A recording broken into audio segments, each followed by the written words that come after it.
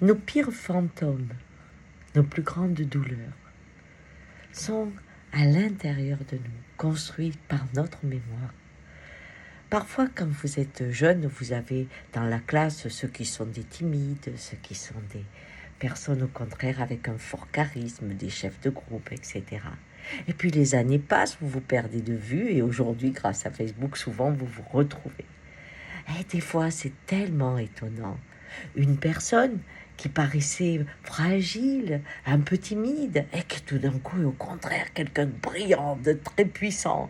Et puis l'inverse, celui qui paraissait dégourdi, qui s'en sortait partout, et qui, là, au contraire, est dans une posture réservée, plutôt angoissé, anxieux.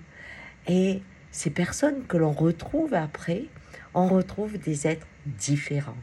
On cherche pendant un moment à réinventer celui ou celle qu'on a connu, mais très vite, on se plaît à vivre avec le nouveau venu. Ce qu'il y a de dommage, c'est que c'est très souvent difficile de faire la même chose avec les parents. Combien de fois je dis laisse-le ou laisse-la partir. On me dit mais comment je ne peux pas? De qui je parle? De la mère ou du père qui, quand ils avaient 20 ans, à l'époque par exemple, on faisait des enfants à 19 ans, étaient des jeunes parents qui devaient s'affirmer dans toute la puissance de leur innocence, quelque part, de leur jeunesse.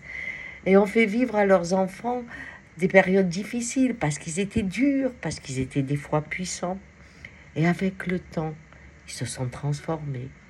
Mais combien de fois je vois des jeunes femmes, des jeunes hommes continuer à voir dans le parent qui a tellement changé, celui de la jeunesse, celui qu'ils ne veulent pas oublier.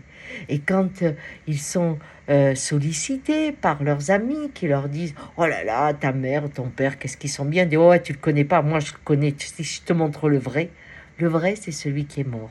Mais c'est celui qui vit en nous, dans l'enfant.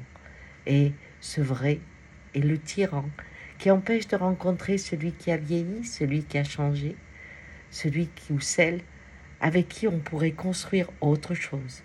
Mais on va dire c'est trop tard. Fallait me donner avant.